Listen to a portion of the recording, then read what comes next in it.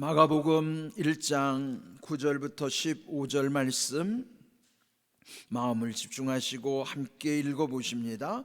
그때에 예수께서 갈릴리 나사렛으로부터 와서 요단강에서 요한에게 세례를 받으시고 곧 물에서 올라오실새 하늘이 갈라짐과 성령이 비둘기같이 자기에게 내려오심을 보시더니 하늘로부터 소리가 나기를 너는 내 사랑하는 아들이라 내가 너를 기뻐하노라 하시니라. 성령이 곧 예수를 광야로 몰아내신지라.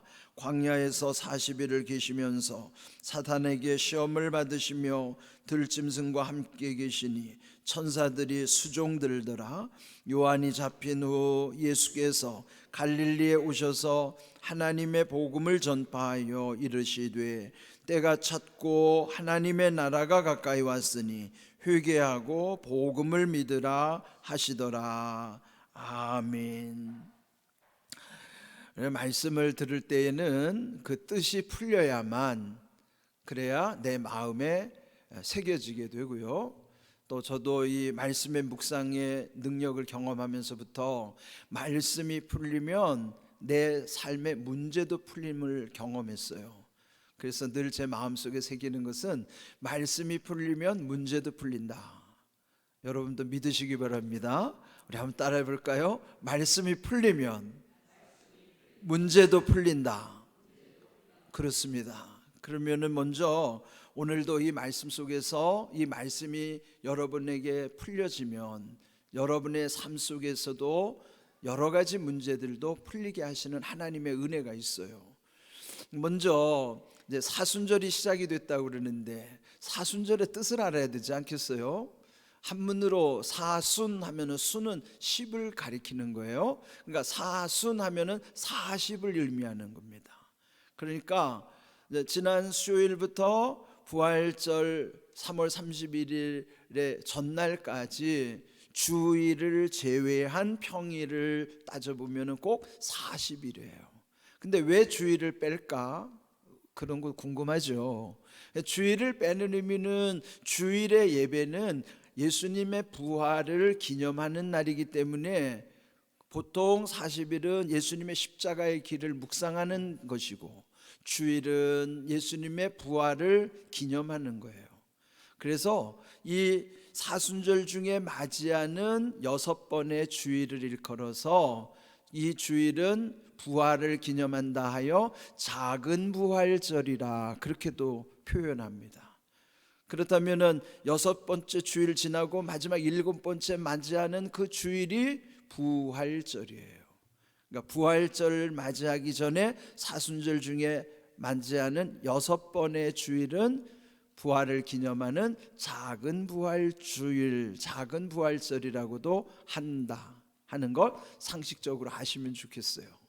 그렇다면 40일을 동안 왜 40인가? 마태복음 4장 1절 2절 그때에 예수께서 성령에게 이끌리어 마귀에게 시험을 받으러 광야로 가사 40일을 밤낮으로 금식하신 후에 줄이신지라 그랬죠. 성경에 보면은 40의 상징적인 의미가 많이 나와요. 이스라엘의 광야 40년을 걸리는 시간이었죠. 모세도 또 호렙산에 올라가서 시내산에 올라가서 40일을 금식하면서 하나님께 기도했던 적이 있어요. 또 여기도 예수님이 40일 동안 밤낮으로 금식하셨다 그랬어요. 그렇다면 이 40의 상징의 의미가 뭔가요? 어떤 변화를 나타내시기 위한 상징적인 의미가 40이라는 숫자입니다. 그런데 사순절과 부활절이 이렇게 맞닿아 있잖아요. 지금은 40일 사순절을 지나가면서 3월 31일 그때가 부활절이 되는 것이죠. 그러면 사순절과 부활절의 의미는 또 뭘까? 말씀드린 것처럼 사순절 40일 동안은 예수님의 십자가 길을 묵상하는 주간이에요. 예수님의 가신 십자가의 길을 우리도 묵묵히 따라가는 거예요. 누가복음 18장에 예수님 십자가 지시기 전에 제자들에게 말씀하기를 내가 이제 예루살렘에 올라가면은 십자가에서 죽은 다음에 사흘 만에 부활할 것이다. 그러면서 내가 가는 이 십자가의 길은 희롱당하고 능욕당하고 침뱉음당하고 채찍질당하고 죽임을 당하는 길이다, 미리 말씀하셨어요. 여러분, 이 5가지를 당한다는 것이 이거는 우리가 감당할 수가 없습니다. 희롱을 당한다는 거, 누구에게 조롱을 당할 때 여러분 그 자존심, 그 수치감이 얼마나 커요. 그런데 예수님은 그런 당하고 5번이나 죽임을 당하기까지, 그런데 십자가의 길을 가는 동안에 입을 열지 않으세요. 묵묵히. 그러므로 우리도 이 사순절을 어떻게 지내야 될까요? 묵묵히 지내는 거예요. 함부로 말하지 아니하고, 내가 억울한 일 당했다고 막 떠벌리지 않고, 예수님도 억울한 일을 당하셨어도 변명하지 않고 묵묵히 십자가의 길을 가신 거예요. 그래서 우리도 묵묵히 기도하면서 예수님 따라가면, 예수님이 부활하신 건요, 아무도 몰래 부활하셨어요. 그래서 호련히 갑자기 부활하신 거예요. 우리가 묵묵히 기도하면요, 응답도 호련히 하나님이 이루시는 겁니다. 그러면 묵묵히 기도하면 호련히 응답하신다, 이 하나님의 약속입니다. 이것도 한번 따라 해볼까요? 묵묵히 기도하면 호련히 응답하신다. 그렇습니다. 우리는 지금 묵묵히 기도하면서 이렇게 인내를 배우는 영적인 훈련의 과정이 40일을 지나는 거예요. 그러면 호련히 부활하신 것처럼 우리에게 기도의 응답도 호련히 응답해 주시는 거예요. 묵묵히는 우리가 하는 것이고 호련히는 주님이 하시는 거예요. 그래서 여러분이 40일 순례의 여정을 지나면서 묵묵히 기도하십시오. 그러면 여러분의 기도를 들으시는 하나님은 호련히 우리에게 응답 주심을 믿고, 우리 40일 순례의 여정을 함께 하는 것입니다. 오늘 이 본문에도 보면요, 예수님이 요단강에서 먼저 세례받으셨던 광경이 나오죠. 요한에게 세례를 받으시고 물에서 올라오실 때 하늘이 갈라짐과 성령이 비둘기같이 자기에게 내려오심을 보시더니 그랬어요. 여러분도 다 세례 받으셨잖아요. 근데 이제 세례를 받는 것은 하나의 의식이고, 또 그 의식 속에 정말 우리의 믿음이 하나님께로 드려지는 그 세례의 의미 속에는 예수님이 세례 받으실 때와 같은 영적인 원리도 우리 가운데 보여주시는 거예요. 원래 예수님은 세례 받지 않아도 되시는 분이죠. 세례는 죄에 있는 사람이 세례 받는 거니까요. 근데 예수님이 죄 없으심에도 불구하고 우리와 죄인과 동일시 하시느라고 세례를 받으신 거예요. 왜 받으셨겠어요? 세례 받을 때 하나님과 이렇게 연결된다를 알려주시기 위함이에요. 그건 뭐예요? 여러분이 진정으로 세례를 받게 되면은 마치 예수님이 물에서 올라오실 때 하늘이 갈라졌다 그러면 하늘이 열렸다는 거죠. 우리가 진정으로 세례 받으면요, 그때부터는 하늘이 열려지는 거예요. 그 다음에 성령이 비둘기같이 내려오심을 보였다고 그랬는데, 그때부터 성령이 우리 가운데 오시는 겁니다. 그래서 눈으로 보이는 세례도 중요하지만은 더 중요한 건 눈으로 보이지 않는 진정한 세례의 의미는, 세례를 받을 때는 하늘이 열려서 그때부터 하나님과 우리 사이 연결이 되는 거예요.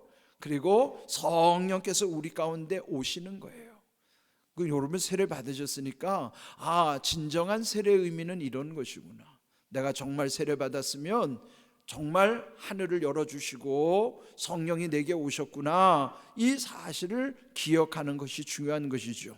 근데 왜 하늘이 갈라졌는가? 하늘이 왜 열렸는가? 그 다음 11절 보시면요, 그때 하늘로부터 소리가 나기를 너는 내 사랑하는 아들이라 내가 너를 기뻐하노라, 이렇게 말씀하시는 거예요. 우리는 지금 이 하늘에서 소리가 들렸다는 것을 이 육신의 귀로 들을 수 없어요. 보통 우리는 다 귀를 통해서 서로의 소리를 들어요. 그런데 왜 성경에 이걸 그렇게 해주셨는가 하면은 오늘 제목이 하늘의 소리예요. 하늘의 소리는 우리의 귀로 듣는 게 아니에요. 이미 성경에 기록해 놓으신 것은 우리가 영으로 믿고 이런 영적인 원리 가운데 우리도 하늘의 소리가 있음을 기억하라는 것입니다. 그럴 때 하늘의 소리가 예수님께 들려왔어요. 그건 뭘까요? 너는 내 사랑하는 아들이라 내가 너를 기뻐하노라. 그는 예수님에게 말씀해 주신 것처럼 세례받은 하나님의 자녀를 대할 때도 동일한 마음이에요. 아버지의 마음은 예수님을 통해서 우리에게 보여주시는 거예요. 너도 세례받을 때 내가 이러했다. 그러면서 우리에게 깨우쳐 주신 게 뭐냐면은 이 음성을 우리에게 지금 들려주시는 거예요. 너는 내 사랑하는 아들이라 내 사랑하는 딸이라 내가 너를 기뻐하노라. 너로 인하여 기뻐하신다라고 하는 말씀을 지금 우리 육신으로 안 들리잖아요. 어디로 들려요? 성경을 통해서 듣는 거예요. 성경을 통해서 하늘의 소리를 듣는 거예요.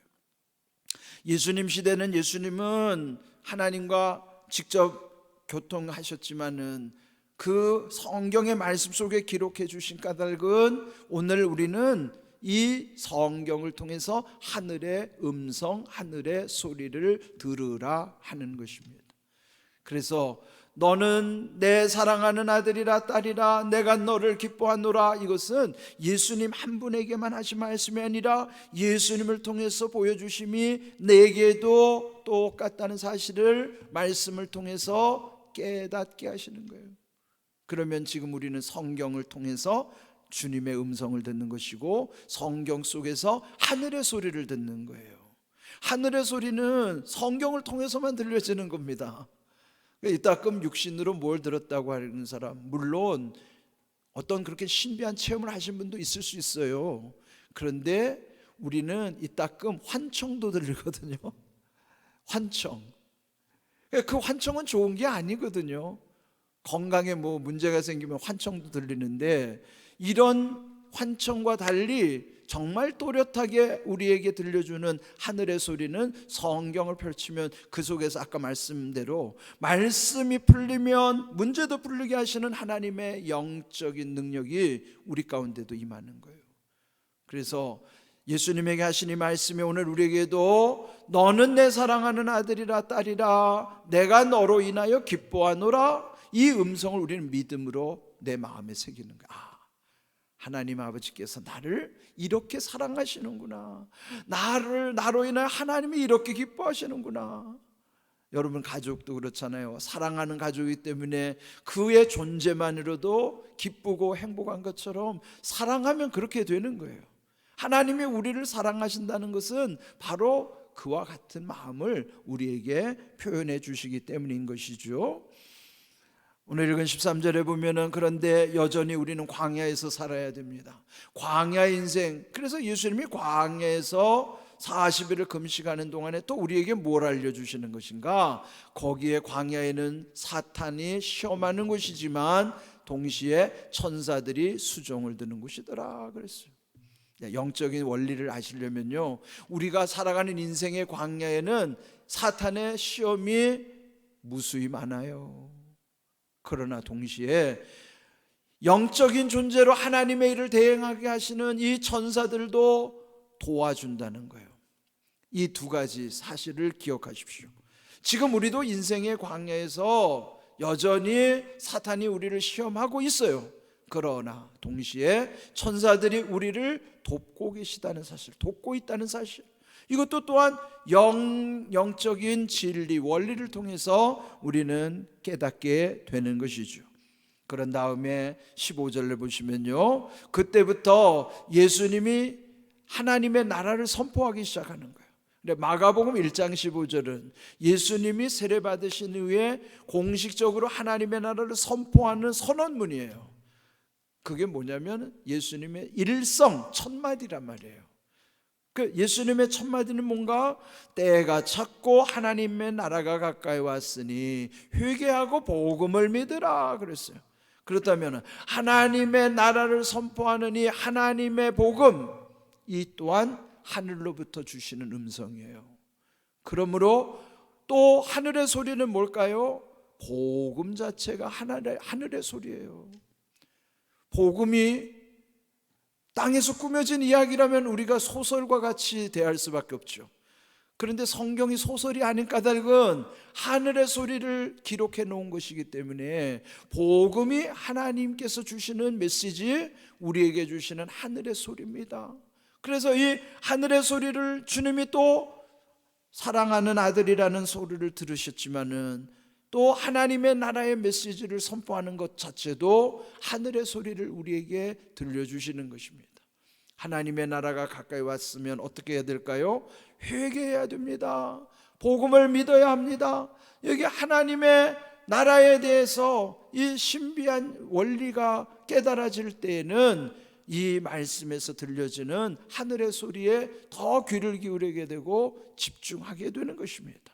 그런데요, 제가 성경을 읽다 보니까 세상의 모든 소리에 뜻없는 소리는 없다는 거예요. 고린도전서 14장 10절 여러분도 잘 한번 생각해 보세요. 이같이 세상의 소리의 종류가 많으나 뜻없는 소리는 없나니. 여러분, 세상의 소리가 얼마나 많아요. 예? 그런데 제가 주보에도 정리했듯이 우리는 작은 소리도 못 듣고 너무 큰 소리도 못 들어요. 여러분, 개미가 걸어갈 때 소리가 날 터인데 개미가 지나가는 소리 들려요? 작아서 안 들릴 뿐이라고요. 못 들을 뿐이죠. 지금 지구가 돌아간다고 그러는데 지구 돌아가는 소리 들려요? 못 들어요. 우리의 귀의 한계죠. 너무 작아도 너무 커도 우리의 귀는 들을 수가 없는 것입니다. 그런데 고린도전서 14장 10절을 보면은 세상에 큰 소리든지 작은 소리든지 우리 귀에 들리든지 안 들리든지 세상의 모든 소리에는 다 뜻 없는 소리가 없다. 그건 뭐예요? 뜻이 있다는 거예요. 메시지를 전한다는 거예요. 여러분, 짐승의 소리도 자기들끼리는 무슨 통하는 메시지가 있단 말이에요. 예? 새들이 우는 거를 우리는 운다고 표현하고 누구는 노래한다고 표현하는데 걔네들이 우는지 노래하는지 우리가 어떻게 알아요? 자기의 마음으로 해석할 뿐이지. 그러나 어찌하든지 짐승들도 자기 소리를 통해서 다 뜻을 전하는 거예요. 그렇게 보면은 모든 세상의 소리에 뜻 없는 소리는 없다 하는 것입니다. 예레미야 29장 8절을 보면은 예레미야 선지자를 통해서 이렇게 경고하세요. 너희 중에 있는 선지자들에게와 점쟁이에게 미혹되지 말며 너희가 꾼 꿈도 고지 듣고 믿지 말라 그랬어요. 여기 보면요, 선지자들은 뭐예요? 이 교회 안에서 지금으로 말하면 이제 목회자들이에요. 그러니까 목회자들의 이야기, 또 세상에는 또 누가 있어요? 소위 말하면 점쟁이들이, 또 용한 점쟁이들, 그 말 믿지 말라는 거예요. 여러분도 저의 말은 믿으면 안 돼요. 저는 복음을 대언하기 때문에 복음을 믿으라고 말씀드리는 거지, 저의 말을 믿으라고 하면은 여러분 믿으면 안 돼요. 사람의 말은 믿는 게 아니에요. 아무리 훌륭하고 유능하고 유명인사라고 하더라도 그 사람 말 믿으면 안 돼요. 아무리 용한 점쟁이가 뭘 말해줬다고 해도 그거 믿으면 안 돼요. 그래서 미혹이라는 건 뭐냐면 속이는 걸 미혹이라고 그래요. 속지 말라는 말이죠. 또 자기 딴에는 무슨 용한 꿈을 꿨다고 하는데 그 꿈도 고지 듣고 믿지 말라 말이에요. 그건 뭐예요? 이 땅에서 들리는 소리들은 절대로 믿으면 안 된다 그러는 거예요. 저의 말도 믿으면 안 돼요. 저는 복음을 대언하기 때문에 복음만 믿으셔야지, 저의 말을 섞어서 하면 제 말 믿으면 안 됩니다. 무슨 말인지 아시죠? 세상에서의 소리는요, 거기에 속지 말라는 거예요. 아무리 유명해도 아무리 용해도 그거 믿으면 안 된다. 왜? 미혹하는 것은 마귀가 거기에 개입하기 때문이죠. 그래서 여러분 이 말씀 잘 생각해 주셔야 돼요. 여러분 용한 꿈 꿨다고 그것도 믿으면 안 돼요. 그러니까 땅에 있는 것에서 집착하거나 거기에 믿으면 안 된다는 거예요. 믿음은 오직 하나님 한 분밖에 믿을 분이 없는 거예요. 믿음은 하나님만 믿는 거예요. 그러니까 땅의 소리 그거 믿지 말란 말이죠. 그런데 지금 말씀드린 건 예수님이 세례받고 올라오실 때 하늘의 소리가 들렸어요. 그런데 여기 예레미야 선지자를 통해서는 땅의 소리도 믿지 말라고 그랬죠. 왜? 혼란스러우니까. 자꾸 우리를 속이는 현상들이 있으니까 그 절대적으로 믿으면 안 돼요. 절대적으로 믿지 말라는 거예요. 믿을 만큼만 믿고 절대적으로 100% 믿지 말라는 거예요. 그런데 더 중요한 거는 성경은 또한 어떤 소리를 들려주는가 하면 지옥에서 들리는 소리를 우리에게 들려주는 거예요. 지옥의 소리. 누가복음 16장에 보면은 한 부자가 이 땅에서 하나님을 알지도 못하다가 지옥에 떨어졌어요. 그런데 그때 이제 죽어서 지옥이 있다는 걸 아는 거예요. 아, 천국과 지옥이 진짜 있구나? 그런데 여기 누가복음 16장 24절, 그가 지옥에 떨어진 다음에 너무나 괴로워서 이렇게 호소하는 광경이 나와요. 아버지 아브라함이여, 나를 긍휼히 여기사 나사로를 보내어 그 손가락 끝에 물을 찍어 내 혀를 서늘하게 하소서. 내가 이 불꽃 가운데서 괴로워하나이다. 지금 지옥에서 소리가 들리는 거는 우리는 귀로 들을 수 없어요. 성경을 통해서 듣는 거예요. 성경을 통하니까 뭐가 들려요? 지옥의 소리도 들리는 거예요. 지금 지옥에서 너무나 불꽃 가운데서 괴로워하면서 나사로는 이 땅에서는 거지로 살았어도 하나님을 잘 섬겨 천국에 갔는데 그를 좀 보내줘가지고 그 나사로의 손가락 끝에 물 좀 저한테 찍어서 적셔달라는 거예요. 그러니까 여러분 잘 생각하셔야 돼요. 근데 요 대목에서 예전에 제가 금난교회 있을 때 김홍도 목사님이 꼭 이런 말씀하는 거예요. 지옥 갈 사람들은 이 땅에서 냉수 좀 많이 마셔두라는 거예요. 지옥 가면은 목이 타드니까 이 땅에서 냉수 많이 마시고 가라는 거예요. 그게 무슨 소용이에요? 그 말은 이 땅에서 천국을 잃지 말라는 거죠. 지옥은 우리가 감당할 수 없는 거예요. 그래서 우리는 이 하늘의 소리도 들어야 되지만 성경에서 들리는 지옥의 소리를 들어야 되고, 그래서 믿지 않는 사람들에 대한 불쌍한 마음을 갖게 되는 것이죠. 그리고 이 땅에서 혼란스럽게 만드는 소리에 늘 속지 않도록 우리에게 지혜를 주시는 것입니다. 그런데 더 중요한 것은 열왕기상 19장 12절에 보면은 또 하나님은 어떤 가운데 역사하시는가 하면은 불 가운데에도 여호와께서 계시지 아니하더니 불 이후에 세미한 소리가 있는지라 그랬어요. 여기 세미한 소리라는 gentle whisper라는 것은 부드러운 속삭임을 뜻하는 거거든요. 그런데 하나님의 음성은요, 불꽃 가운데는 불 가운데 있는 게 아니라, 조심하세요. 성령 충만하고 불 받았다고 막 그러면 그 속에 하나님의 음성이 들려지는 게 아니라, 그것이 지나간 다음에 그 불 같은 능력이 나타난 이후에 조용한 가운데 아주 세미한 소리, 세미한 음성, 세미한 소리가 들려진다. 그는 뭐예요? 마음으로 듣는 소리예요. 그는 세미한 소리는 귀로 안 들려요. 그거는 마음으로 듣는 거예요. 그러니까 여러분 속지 마세요.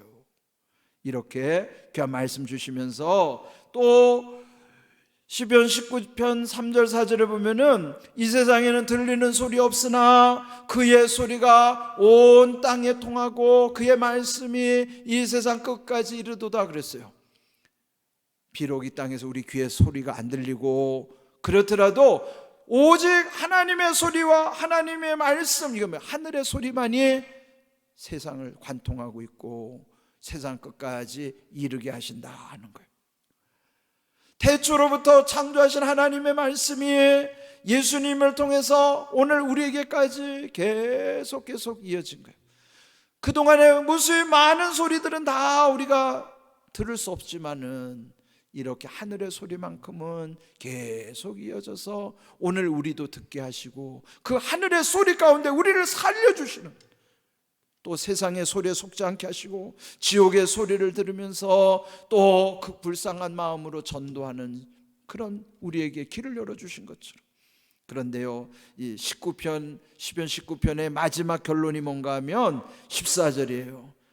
이렇게 고백합니다. 다윗이 고백하기를 나의 반석이요 나의 구속자이신 하나님, 내 입의 말 내 마음의 묵상이 하나님 앞에 연락되기를 원하나이다. 연락은 한문으로 열은 기쁠 열자이고 납은 받으실 납이에요. 연납이 무슨 뜻이에요? 기쁘게 받아주십시오 말이에요. 연납. 예? 어떻게? 내가 말하는 거, 내 마음에서 묵상하는 거, 이게 뭐 다 소리가 나는 거예요 지금. 예? 내가 말하는 소리나 내 마음의 소리나 하나님 앞에서 하나님이 기쁘게 받으시는 소리 되게 하여 주시옵소서. 다윗이 그 정도로 영이 깊었던 거예요. 그러니까 우리가 쏟아내는 이런 말들 속에 늘 우리 기억해야 될 거는 나도 다윗처럼 내가 말하는 소리나 내 마음에서 소리나 하나님이 들으실 때 기뻐하는 소리가 되게 하여 주시옵소서. 그렇게 여러분 기도하면서 살아야 되는 거예요. 오늘 제목이 하늘의 소리예요. 하늘의 소리 잘 기억하십시오. 그리고 하늘의 소리를 잘 들으셔야 돼요. 그럴 때 우리에게 이 세상에도 길을 잃지 않게 하시고 하늘의 소리가 우리를 살리는 천국까지 우리를 바른 길을 가게 하시는 거예요. 오늘 주신 말씀, 소리는 하늘의 소리도 있고 땅의 소리도 있고 지옥에서 들리는 소리도 있어요. 성경은 그렇게 우리에게 모든 소리를 분별할 수 있는 지혜를 주셨음을 기억하십시오. 오늘 주신 말씀 다시 한번 따라 하십시다. 말씀이 풀리면 문제도 풀린다. 이런 영적인 원리 가운데 여러분의 삶에 하나님의 은혜를 경험하기를 주님의 이름으로 축복합니다. 아멘.